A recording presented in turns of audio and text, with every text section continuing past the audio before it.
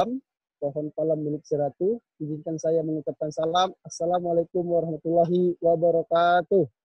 Waalaikumsalam. Waalaikumsalam. Oke, yang terhormat pada Gubernur Kepulauan Bangka Belitung, Bapak Erzaldi, kemudian didampingi oleh istri tercinta, Ibu Melati, dan yang terhormat kepada Bapak CEO Founder OKOC, Bapak Indra Uno, dan yang terhormat kepada Bapak Iim, selaku Ketua Umum OKOC, dan kepada rekan-rekan kawan-kawan dari Bubble maupun anggota OKOC seluruh Indonesia, selamat bergabung. Semoga di awal puasa ini menjadi berkah dan diberi semangat hingga menutup puasa kita yang pertama ini. Oke, pada kali ini kita akan membahas sedikit polemik yang terjadi di masa pandemik COVID-19. Menjadi sebuah bencana pula bagi kita, khususnya Bangka Belitung dan umumnya Indonesia. Oke, selamat bergabung Bapak Erzaldi. Memang untuk hadirnya wabah COVID-19 ini meruntuhkan seluruh sektor, terutama itu sektor ekonomi. Juga menjadi perubahan sosial maupun interaksi sosial di tengah-tengah kita. Jadi saya sedikit ingin mengulas lebih jauh tentang UMKM yang ada di Bangka Belitung pada khususnya. Yang sudah tercatat UMKM di Dinas Koperasi dan UMKM Bangka Belitung itu sekitar 161.186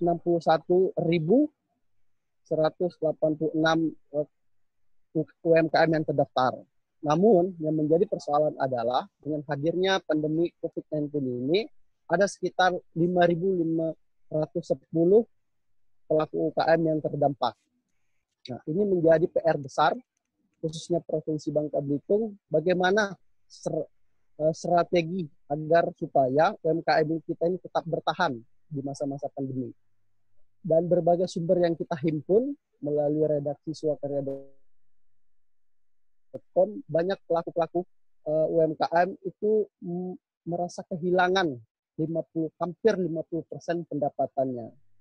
Kita sudah juga mewawancarai pelaku pedagang daging yang ada di Tobali, itu hampir kehilangan sekitar 70% pendapatan.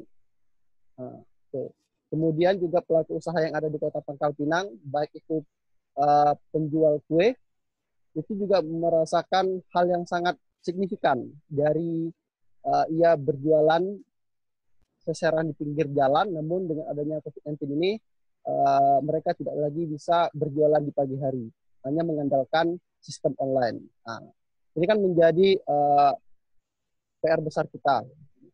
Kemudian saya akan sedikit mengulas kepada narasumber kita, bagaimana dengan cara di masa yang sekarang kita bisa bangkit dari keterpurukan ini. Nah, itu. Mungkin lebih jauh kita sapa dulu, dan untuk openingnya kita berikan kepada Pak Iim. Ya. Pada Pak Iim untuk sedikit memberikan opening lah. Sebelum itu saya akan sedikit membacakan profil singkat beliau. Beliau bernama Iim Syamsi, lahir di Jakarta pada tanggal 23 Januari 1974. Sekarang sebagai Ketua Umum OKOC.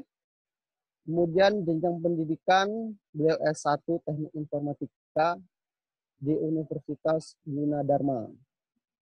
Dan S2-nya itu di CSR Universitas. Mungkin pengalaman organisasinya beliau ini sangat banyak. Jika dibacakan satu persatu, kurasa waktunya habis ya. Tapi di sini kita ambil sebagai Wakil Ketua Komisi Tetap Akses Informatika dan Pelatihan UMKM, Kadin Indonesia bidang UMKM, Koperasi dan Ekonomi Kreatif pada tahun 2015 sampai dengan sekarang. Oke, kepada Pak Iin kami persilakan untuk opening.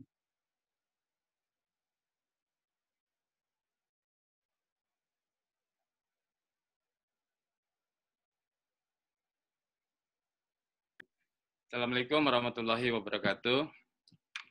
Ya, Alhamdulillah di bulan suci Ramadan ini kita bisa berkumpul dan silaturahim dengan teman-teman di Bangka Belitung. Khususnya luar biasa pada hari ini kita bisa ketemu langsung walaupun lewat virtual, lewat aplikasi Zoom, bertemu dengan yang terhormat Bapak Erjaldi Rosman, Gubernur Provinsi Bangka Belitung. Sehat selalu Bapak dalam menjalankan tugas sehari-hari. Alhamdulillah. Dan juga bersama Ibu Melati Erjaldi, beliau adalah Ketua Dewan Kerajinan Nasional Daerah Provinsi Bangka Belitung, di Kranasda Bangka Belitung, dan juga Koordinator ICSB untuk wilayah Provinsi Bangka Belitung. Selamat siang Ibu, selamat berpuasa, semangat selalu. Dan hadir juga Prof. Indra Uno, beliau adalah yang Mas co-founder dari OKOC Indonesia.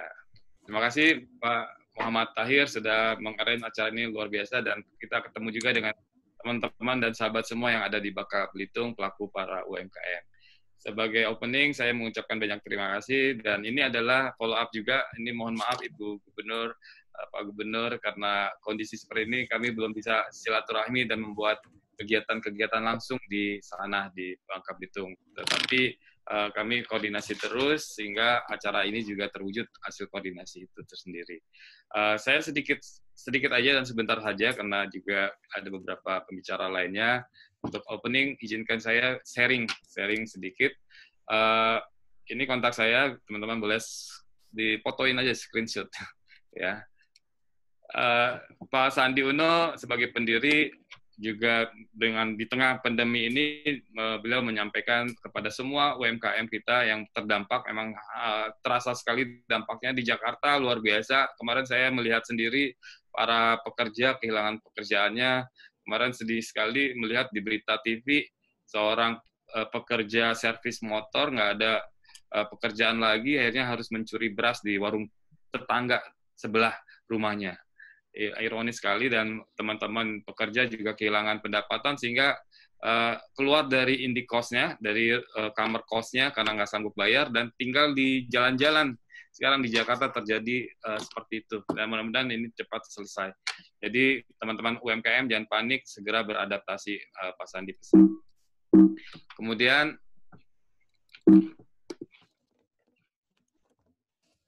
sebentar, ini agak ada terputus ini filenya.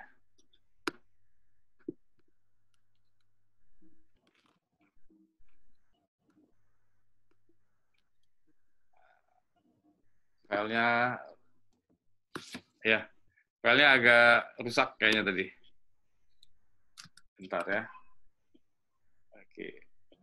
Saya tutup dulu.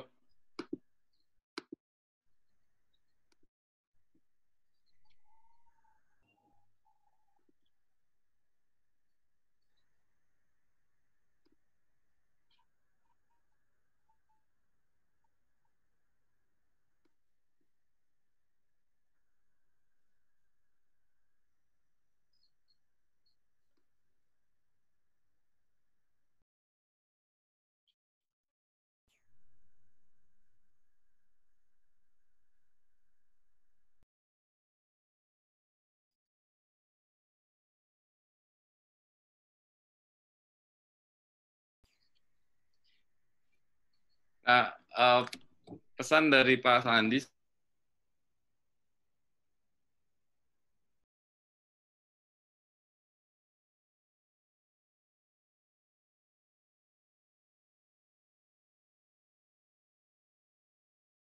memaksimalkan kemampuan jejaring kita, karena ada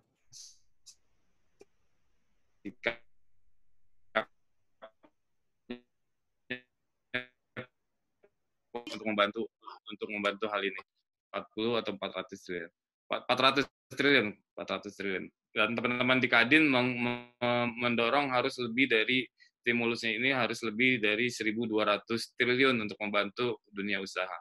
Kemudian di Indonesia 70%, malah kemarin saya mendapat update 95% UMKM kita turun omsetnya. Di Itali juga merasakan yang sama. Dan ini yang saya ingin sampaikan 5 tips pada teman-teman supaya kita bisa bertahan untuk tetap lapangan kerja kita tetap ada. Jadi semuanya harus beradaptasi. Yang pertama inilah yang paling penting, semua harus memanfaatkan channel utama kita adalah media sosial. Media sosial cukup di WA, mungkin komunikasi dengan teman-teman lainnya, sampaikan, ceritakan apa yang kita sedang jual, kita sedang produksi, dan lain-lain. Biar mereka kebutuhannya bisa terpenuhi dari kita. Kemudian pastikan cash flow kita terjaga, jadi harus hemat-hemat yang tadi Pak Sandi bilang, harus jaga ikat pinggang, kencangkan ikat pinggang, membeli kebutuhan-kebutuhan pokok yang harus kita adakan aja, tidak membeli yang sifatnya konsumtif dan membuang dana kita. Dan kemudian rencanakan ulang bisnis plan kita. Biasanya kita sudah membuat rencana bisnis sepanjang tahun 2020, tetapi ini berubah semuanya. Harus kita ulang lagi apa yang prioritasnya, pangkas biaya-biaya yang tidak penting, kemudian pendapatan kita yang tadinya mungkin kita optimis sekian ratus juta atau miliar, mungkin rencana terburuknya seperti apa, itu harus direncanakan lagi. Misalnya banyak teman-teman berubah bisnisnya, yang tadinya bisnis pakaian, jual beli busana muslim, berproduksi pakaian, berubah menjadi berproduksi APD misalnya, karena kebutuhannya banyak masker dan lain-lain. Di DKI Jakarta, kami membantu juga pemerintah di DKI untuk pengadaan masker dari UMKM. Mudah-mudahan di Bangka Belitung siap kalau teman-teman di UMKM Bangka Belitung ada kebutuhan masker dari UMKM. Jadi dijahit langsung di rumah-rumah industri UMKM kita, IKM, industri kecil menengah. Kemudian kita nggak bisa akses bank nih. Jadi di Jakarta sendiri PSBB bertambah sampai akhir Mei, sekitar bulan Mei, dan konon katanya mulai jam 12.00 nanti penerbangan semua wilayah akan ditutup, tidak ada lagi penerbangan dan lain-lain. Nah, sehingga kita aksesnya juga mau tidak mau kita harus siap mengecek keuangan kita, mungkin lewat online juga, mobile banking dan internet banking dan lain-lain, itu harus dimanfaatkan. Mungkin bisa kita nggak bisa ke bank, tapi kita bisa tanya ke ke customer service supaya kita bisa mengaksesnya langsung. Mungkin kita bisa melihat piutang kita masuk atau enggak, apa yang harus kita bayar dan lain-lain. Cek selalu stok barang. Mungkin saat ini teman-teman nggak bisa lagi berproduksi. Mau nggak mau, karena bahan baku nggak ada, modal tidak ada. Nah, mau tidak mau menjual stok barang yang ada. Ya, pastikan tahu apa aja yang barang yang ada. Ya, itu harus coba ditawarkan. Atau kita jadi reseller. Jadi menjual barang-barang milik teman. Ya, itu bisa dilakukan oleh sekarang banyak yang melakukan hal itu. Dan itu tips yang kelima, yang terakhir, dan dari kami ini yang paling penting, bahwa Pak Sandi selalu bilang, Pak Indra juga selalu mengatakan yang sama, di dalam era COVID ini selalu ada peluang baru. Mudah-mudahan di Bangka Belitung akan banyak peluang-peluang baru di tengah krisis ini. Karena apa? Karena ada kebutuhan-kebutuhan baru. Ada banyaknya perubahan gaya hidup baru, karena ingin lebih sehat, ingin lebih menjaga kesehatan di rumah. Nah, itu yang bisa kita tawarkan. Kemudian banyak sekarang kita bekerja dari rumah. Bekerja dari rumah ini akhirnya juga banyak, akhirnya kita banyak belajar lagi di rumah. Saya alhamdulillah setiap hari ada buku yang kita baca. Tadi habis subuh sholat berjamaah bersama keluarga di rumah, kemudian tadarus bersama, ya baca lagi buku-buku, pelajari. Dan kalau perlu menambah skill, keterampilan. Kemarin teman saya mengajari anaknya memasak, karena yang paling penting sekarang adalah life skill. Jadi ajarkan itu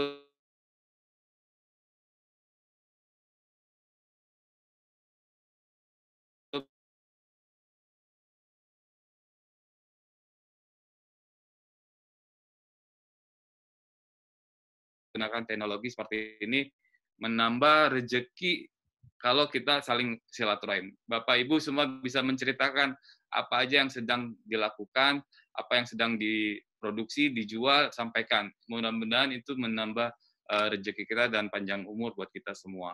Nah, di Bangka Belitung beberapa kali kita ada kegiatan sudah menyampaikan kurikulum kami, yaitu tentang 7 langkah PAS. Tapi 7 langkah PAS ini, PAS di sini adalah pasti akan sukses. Ini kurikulum yang kami selalu bagikan ke teman-teman yang sudah bekerja sama dengan kami. Namun karena proses pandemi ini terjadi, akhirnya juga ada adaptasi. Yang pertama, pendaftaran teman-teman bisa mendaftar nih mungkin melalui Swakarya. Swakarya juga adalah komunitas penggerak yang sudah bekerja sama dengan kami. Pak Muhammad Tahir bisa membantu ini didata teman-teman UMKM di Bangka Belitung. Kemudian seperti hari ini kita udah mulai nih poin nomor 2 pelatihan. Nanti mudah-mudahan dengan Ibu Melati sebagai ketua ICSB bisa membantu membuat pelatihan-pelatihan online lagi bersama kami di aplikasi seperti Zoom ini. Kemudian pendampingan, mungkin cari mentor secara online. Saya siap. Nanti nomor kontak saya bisa dihubungin, bisa menjadi mentor buat teman-teman, dan teman-teman di Bangka Belitung yang sudah berhasil usahanya juga siap menjadi mentor buat kita semua, walaupun secara online. Maksimalkan penggunaan izin kita yang sudah kita dapatkan. Ya, nomor 4 ini perizinan. Jadi kalau teman-teman sudah punya izin edar PIRT, BPOM, dan lain-lain, manfaatkan apa yang bisa kita secara maksimal dengan sumber daya yang ada, bisa berproduksi dan bisa mengedarkan produk kita. Kemudian pemasaran, insya Allah kita bantu terus pemasaran. Di OKOC ada namanya program belanja di OKOC. Jadi kalau punya Instagram, posting ininya, produknya. Sampaikan ke kami, ke IG-nya OKOC, nanti kami share. Kami share, Pak Sandi akan share, Pak Indra akan share juga. Kemudian catat keuangan kita, tetap disiplin, walaupun mungkin pendapatannya menurun, walaupun mungkin, wah Pak, uangnya juga udah minim, tetap disiplin untuk mencatat uang kita, uang masuk dan uang keluar.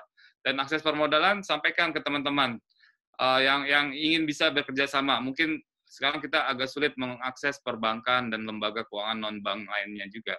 Tapi kalau ada orderan yang mesti dibantu oleh permodalan, coba sampaikan, siapa tahu teman-teman kerabat dekat kita bisa membantu.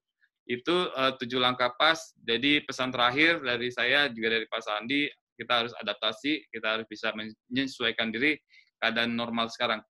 Mungkin ini akan dirasa sebagai temporer atau sementara, tapi sebenarnya COVID-19 ini akan merubah semuanya, akan bisa menciptakan new normal. Jadi kalau meeting-meeting online, pelatihan online seperti ini akan nanti akan menjadi kebiasaan baru buat kita semua, akan jadi normal. Dan kita cari usaha-usaha yang mungkin nggak ganggu kesehatan. Itu aja Mas Muhammad Tahir dari saya ucapkan banyak terima kasih Pak Gubernur, Ibu Melati, mudah-mudahan manfaat dan kita berdiskusi lebih lanjut lagi. Terima kasih. Wassalamualaikum warahmatullahi wabarakatuh. Oke, terima kasih kepada Pak Im. Sungguh sangat luar biasa ya. Ada informasi baru yang kita dapatkan, yakni ada hampir 100% ya, hanya kurang 5% penurunan omset bagi UMKM yang ada di Indonesia, apalagi yang ada di Bangka Belitung. Kemudian ada beberapa tips yang disampaikan, namun yang harus kita pahami bagaimana kita bisa menempuh yang namanya 7 PAS tadi, pasti akan sukses. Nah, itu yang sangat luar biasa yang disampaikan oleh Pak Im, Pak Sanjaya Guno melalui Pak Im. Oke, kita akan berlanjut kepada diskusi narasumber yang kedua, yaitu langsung saja kepada Bapak Gubernur Erzaldi Rosman. Namun sebelum beliau, saya akan sedikit membacakan CV singkat beliau. Nama asli beliau adalah Dr. Haji Erzaldi Rosman, SNFM. Tempat lahir beliau, Pangkal Pinang, 31 Oktober 1969. Kemudian beliau memiliki hobi, yakni sepak bola dan sepeda. Untuk jenjang pendidikan sendiri, beliau hingga di S3 di program Starata 3 Ilmu Pemerintahan Institut Dalam Negeri. Semoga dengan waktu dekat bisa masuk ke profesor. Kita doakan. Amin. Kemudian riwayat pekerjaan jangan ditanyakan lagi, sudah melalang buana menjadi direktur dan sempat menjadi kepala daerah di Kabupaten Bangka Tengah selama 2 periode dan sekarang menjabat sebagai gubernur. Nah, itu sangat prestasi luar biasa untuk Bapak Erzaldi Rosman. Jadi langsung saja pada Bapak Erzaldi Rosman kami persilahkan untuk memberikan sedikit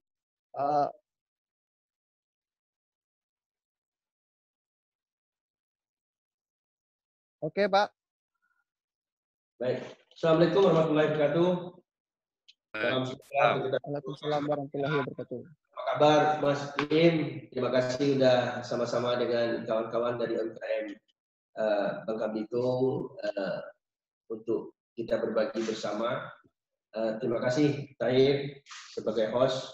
Mudah-mudahan acara hari ini dapat membukakan pikiran kita lebih baik, wawasan kita lebih baik lagi, sehingga kita selalu siap dalam segala kondisi dan keadaan yang menimpa UMKM kita khususnya.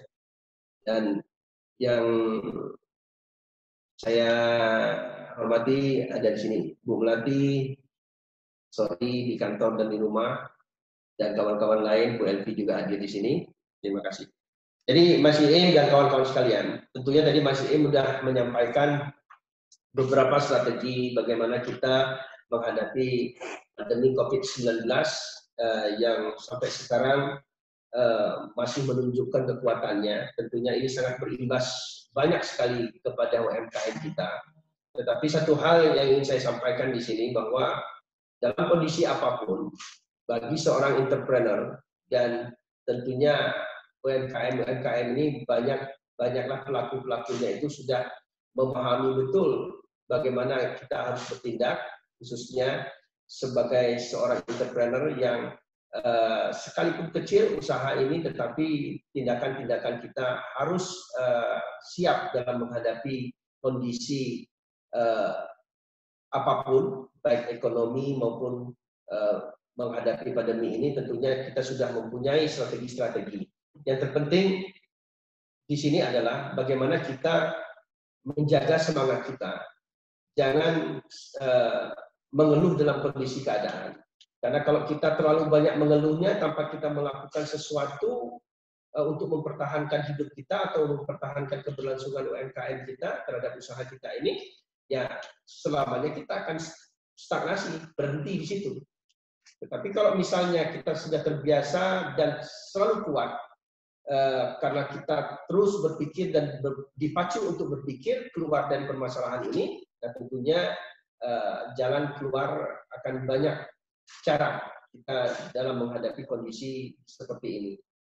Nah, kami dari pemerintah Provinsi Kepulauan Bangka Belitung terus mendorong. Yang pertama sekali adalah bagaimana kita mendata dan mendorong kawan-kawan UMKM ini. Yang pertama sekali adalah mendata, jangan sampai nanti ketinggalan kereta.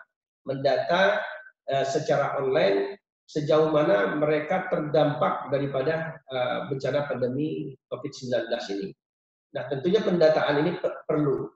Data yang baik, data yang akurat, ini akan sangat membantu pemerintah dalam mengambil suatu kebijakan kemana nanti arah UMKM akan dibawa, akan dilakukan tindakan. Nah, strategi-strategi yang akan dibuat itu tentunya tidak jauh daripada penggunaan data yang akurat. Nah, untuk ini kami dari Provinsi Kepulauan Bangka Belitung sudah membuat tim yang dipimpin oleh Akbar yang dulu yang sampai sekarang juga menangani digital entrepreneur, 1001 digital entrepreneur, terus membantu UMKM kita untuk mendata secara online. Karena bagaimanapun juga tidak semua UMKM kita ini paham akan online. Dia terbiasa memakai handphone, tapi tidak bisa memanfaatkan teknologi handphone yang ada di dalam handphonenya. Nah, ini tantangan bagi kita. Bagaimana kita menjadikan UMKM kita ini betul-betul, jangan handphone itu hanya dipakai sebagai gaya untuk foto aja. Tetapi bagaimana handphone ini bisa menjadi bahan ataupun jalan kita untuk di samping bersosialisasi, ini kita gunakan untuk menjual produk kita. Bahkan handphone ini kita gunakan untuk mendata secara online kepada pemerintah apa-apa yang menjadi usaha kita, data-data usaha kita, sehingga nanti data itu dapat dirangkum dengan baik, dengan benar, dan data ini nanti dipergunakan untuk mengambil kebijakan oleh pemerintah. Nah, tim ini sudah berjalan sambil mereka membantu. Jadi saya sangat mendukung sekali usaha-usaha kita sudah mulai terbiasa menghadapi krisis karena pandemi ini dengan hal-hal seperti meeting dengan voice meeting, video meeting seperti ini. Dan tidak menutup kemungkinan juga UMKM kita akan eksis, akan tetap kuat kalau mereka memanfaatkan teknologi untuk lebih mengedepankan jualan online. Sekarang jualan online di Bangka Belitung sudah mulai, tetapi belum semasif daerah lain mungkin. Apa indikatornya? Indikatornya adalah masih ramai pasar di mana-mana. Kita lihat pasar Pangkal Pinang, pasar pagi misalnya.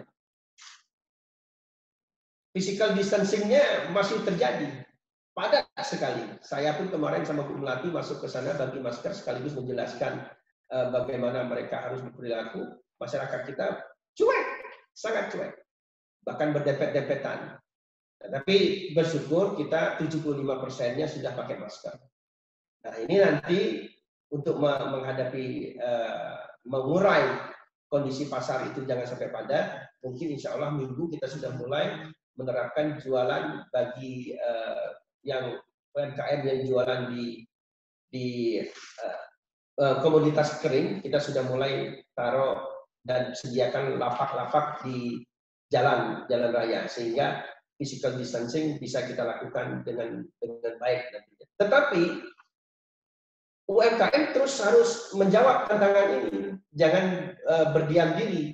Jadi promosi mereka harus lebih kuat, lebih sering. Bagaimana mereka memanfaatkan handphone tadi. Jadi media sosial sebagai channel utama seperti yang disampaikan oleh Mas Iin itu sudah sangat tepat. Nah, sekarang bagaimana nih kira-kira kita mendorong UMKM kita ini untuk menggunakan media sosial ini. Nah, selanjutnya kita juga sudah mendata kawan-kawan untuk membantu memperkuat UMKM kita ini biar tetap eksis. Ada beberapa program yang kami kedepankan adalah salah satunya yang sudah nanti mungkin akan disampaikan oleh Bu Elvi, itu kita mendorong ASN kita untuk beli-beli di UMKM. Beli-beli di UMKM dan alhamdulillah juga sudah di-launching aplikasi Bantuku yang dulu tidak termanfaatkan karena tidak di-jos, tidak dipromosikan, tetapi karena kondisi dan keadaan seperti sekarang, mau tidak mau aplikasi Bantuku yang diproduksi oleh Dinas UMKM dan Koperasi ini mau tidak mau harus jalan dan sekarang sudah jalan. Dan belum juga tadi saya lihat sudah mulai banyak mengumpul, mendisplaykan UMKM-nya di situ sehingga itu bisa dijadikan sebagai sarana promosi untuk jualan online. Dan ASN kita, baik ASN provinsi maupun ASN vertikal, serta masyarakat kita dorong nanti untuk belanja di grup ini melalui media sosial ataupun belanja online. Nah, yang seperti ini, langkah-langkah seperti ini sudah kita lakukan.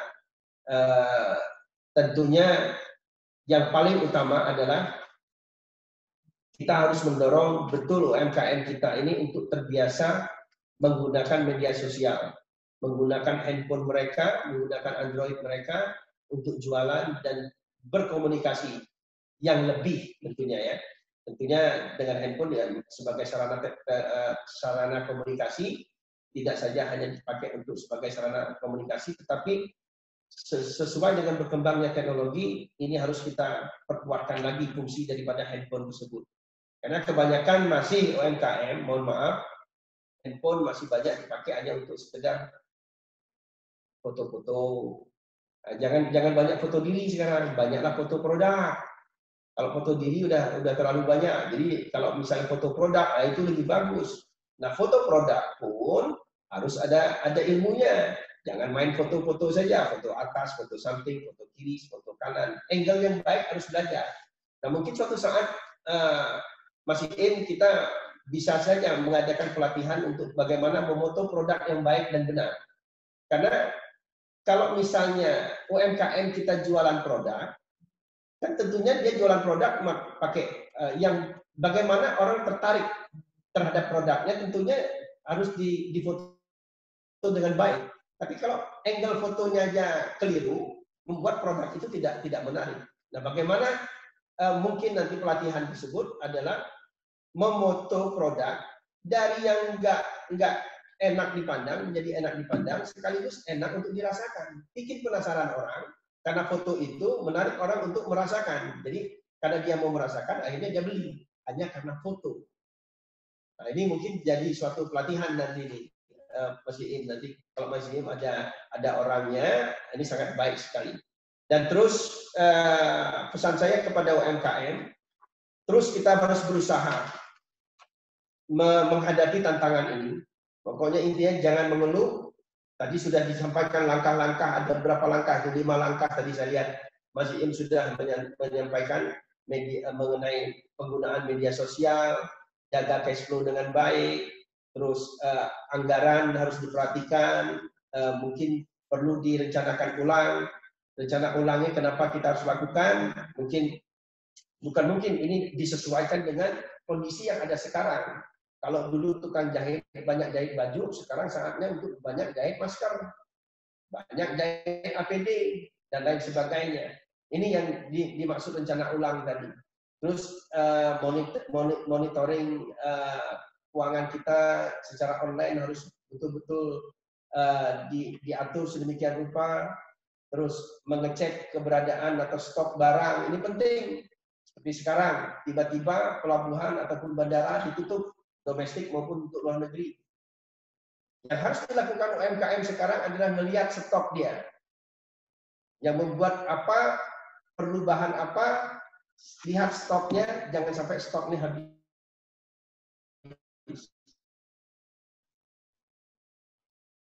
Nah, ini sesuatu yang sangat perlu. Dan jangan menguasai data stok, dia akan tahu langkah ke depannya apa yang harus dia lakukan.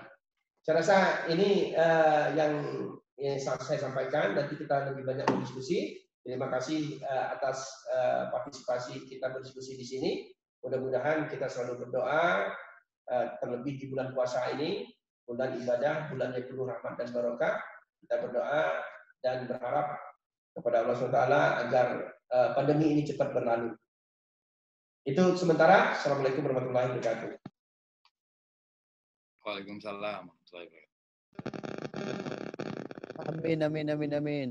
Oke, terima kasih kepada Bapak Gubernur Erzaldi Rosman yang sudah memaparkan banyak hal tentang strategi dalam mengatasi UMKM di era pandemi COVID-19 pada saat ini. Kemudian ada beberapa hal yang harus kita tanamkan dan kita siarkan kepada para pelaku UMKM yang ada di Bangka Belitung, bagaimana cara memanfaatkan teknologi yang lebih bermanfaat untuk produk-produk yang akan kita jual. Kemudian kita harapkan kemudian dari OKOC bisa membuat sebuah pelatihan cara memotret produk-produknya agar masyarakat atau konsumen itu tertarik dengan produk yang ia jual. Dan yang menjadi titik poinnya adalah bagaimana kita membuat sebuah perubahan tampilan terhadap kemasan produk yang kita jual. Nah, itu. Dan kita berlanjut kepada pemateri yang ketiga. Sebelum itu ada hal yang harus sebenarnya kita jawab bersama terkait bagaimana UMKM ini bangkit dan dari keterpurukan, itu yang pertama. Kemudian prediksi ke depan terkait dampak corona terhadap ekonomi dan bagaimana cara memulihkannya. Dan yang ketiga, apakah stimulus yang sudah direncanakan itu sudah tepat? Ini mungkin bisa dijawab langsung oleh Bapak Indra. Mungkin kepada Bapak Indra, kami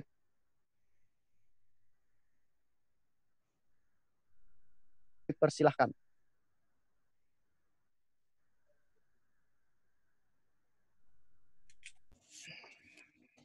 Ya, Pak. Makasih Mas Tahir.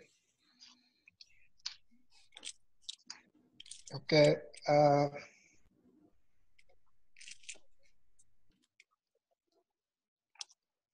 Ini yang operasi siapa? Fikri atau Husnul nih?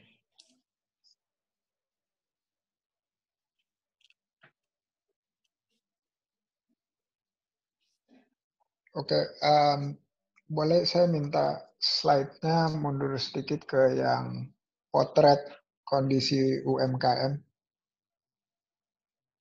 Ke atas, ke atas.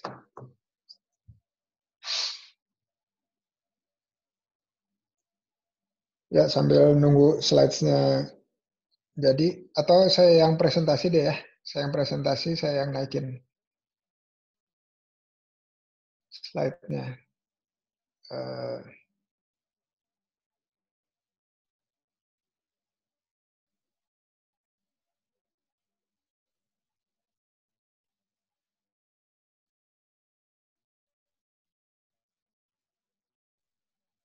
Oke, warahmatullahi wabarakatuh, Pak Gubernur, Ibu.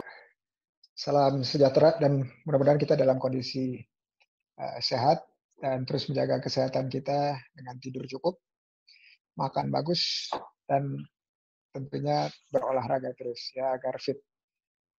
Nah, yang saya tampilkan di sini adalah tahun 2020 ini Departemen Koperasi mengeluarkan update terbaru dari UMKM dari segi jumlah bisnis atau unit bisnis yang ada di Indonesia. Ya, jadi kalau kita lihat UMKM itu kalau dijumlah itu 99,99%. Nah, tadi di awal Mas Tahir bilang bahwa di bubble itu ada 160 ribuan ya. Nah, 160 ribuan itu kalau mengikuti pola ini berarti 99% itu adanya di usaha mikro, usaha kecil, dan usaha menengah. Jumlahnya 99,99. Katakanlah 99% aja. Jadi kalau 160 ribu itu baru yang di sini nih. Ya, UMKM 160 ribu ya. Jadi atau totalnya. Ya, jadi 160 ribu. Nah ini semua kita lihat bahwa menjadi yang namanya tulang punggung roda ekonomi Provinsi Bangka Belitung. Tapi sayangnya kita lihat bahwa yang terdampak duluan dari pandemi ini yaitu mereka UMKM. Kenapa? Karena UMKM itu adalah yang menjadi ujung tombak dari yang namanya perekonomian di Indonesia dan khususnya di Bangka Belitung.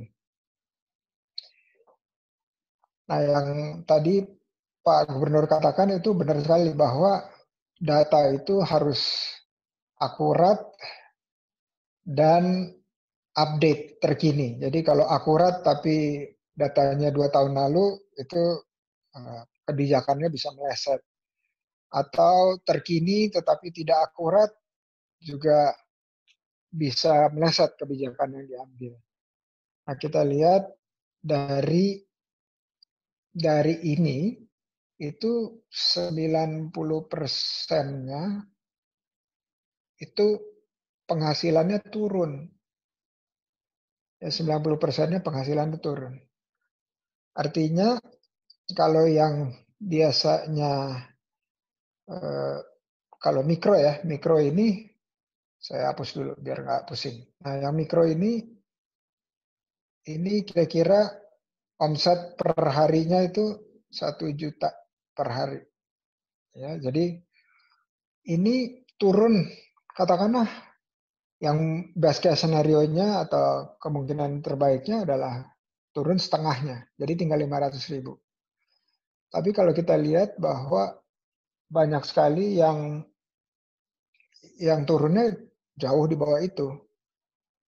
Nah, kalau misalnya ada penurunan dalam daya beli atau dalam penjualan itu menurun, mengakibatkan perekonomian di suatu tempat akan melambat pertumbuhannya. Mungkin tetap bertumbuh, tetapi pertumbuhannya melambat. Dan ini adalah yang perlu kita sikapi bersama. Tadi udah di-share tips-tipsnya oleh Ketum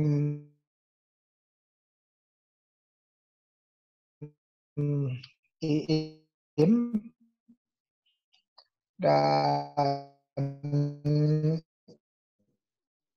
saya mendorong teman-teman untuk membuat suatu jejaring. Ya, grup kan terbatas, hanya 200-an. Yang nggak besar itu adalah di Telegram. Telegram itu bisa memuat banyak. Nah, di situ kita bisa membuat yang namanya jejaring mentoring online langsung. Nah, berikutnya yang saya mau tampilkan adalah ini kita ganti ya, sebentar. Oke.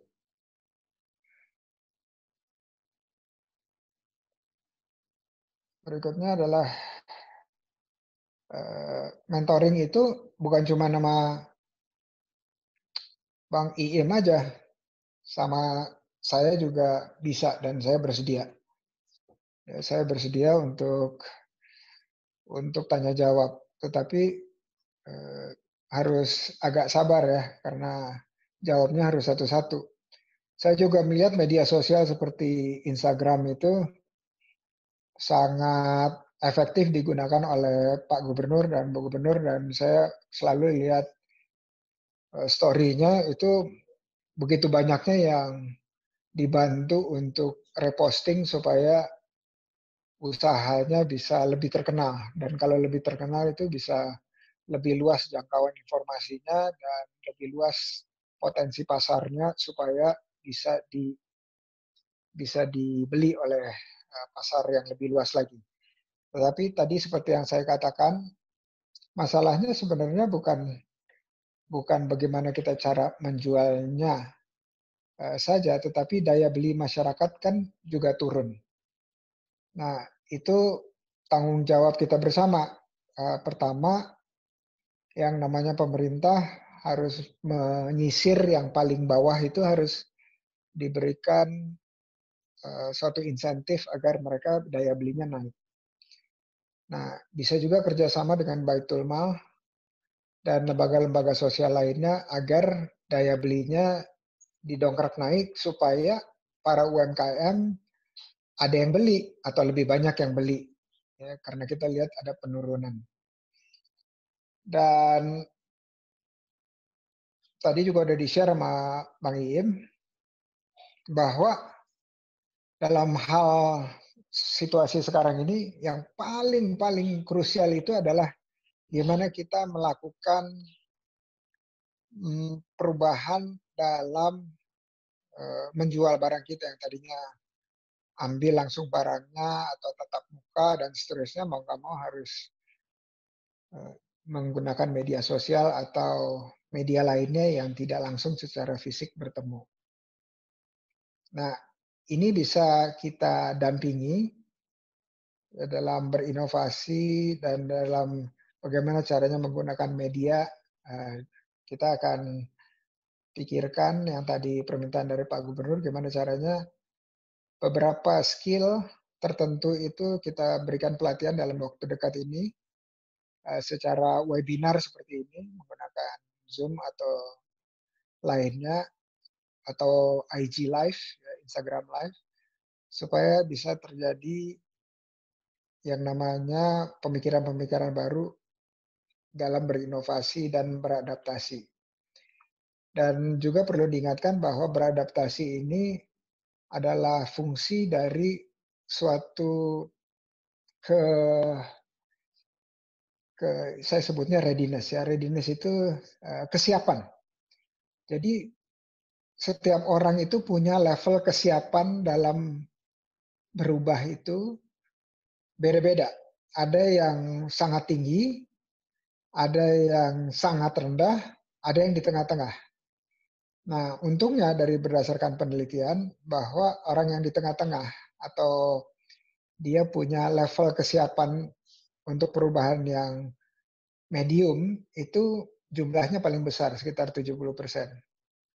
Udah itu terus orang yang sangat tinggi kesiapan untuk berubahnya itu ada sekitar 20%. Sisanya itu adalah yang sangat rendah dalam kesiapan untuk perubahan. Jadi kita yang bisa dilakukan di Bangka Belitung adalah tadi mendapatkan data mana-mana aja yang paling tinggi kesiapan untuk berubahnya, sehingga nanti mereka bisa menarik yang middle, yang sekitar 70% itu.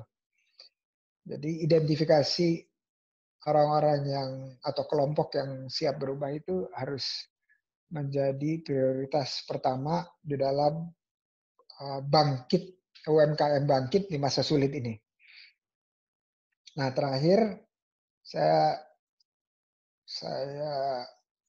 ingin mengajak kita untuk kita semua di sini ya, para peserta, ngajak bahwa yuk kita ingat-ingat lagi bahwa dengan moto 4 As ini itu kerja keras, tapi kerja keras menggunakan cara baru. Ya, jadi kerja kerasnya menggunakan ini kerja keras untuk berinovasi. Ya, inovasi. Gimana caranya kita menjual barang kita ke klien-klien tanpa harus atau customer atau calon pembeli tanpa harus bertemu fisik. Nah, berarti kita nggak bisa kerja sendiri nih. Ini harus kerja bareng-bareng, harus berjamaah.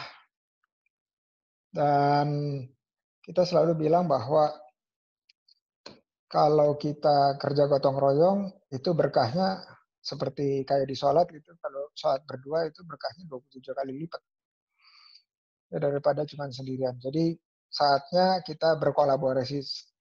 Nah, kerja cerdas itu tadi selain berkolaborasi juga harus senantiasa membuka diri terhadap hal-hal yang baru. Nah, kerja tuntas kita tahu bahwa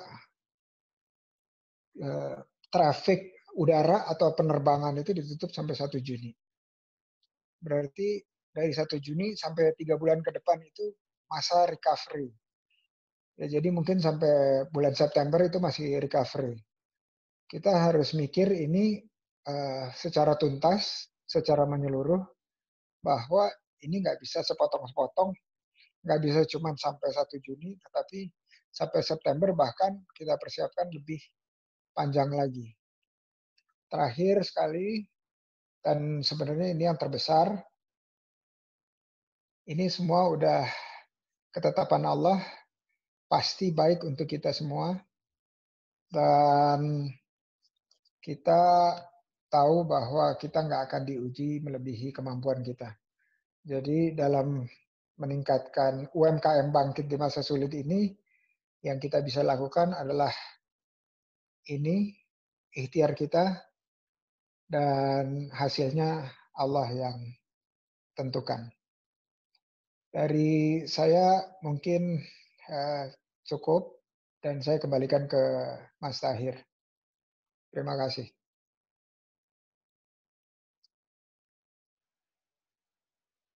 Oke, terima kasih kepada Pak Prof. Indra Uno yang sudah memberikan sedikit ya penjelasan terkait potret UMKM yang ada di Indonesia, kemudian memberikan sedikit sumbangsih pemikirannya agar bisa mengatasi masa sulit UMKM di era pandemi COVID-19 pada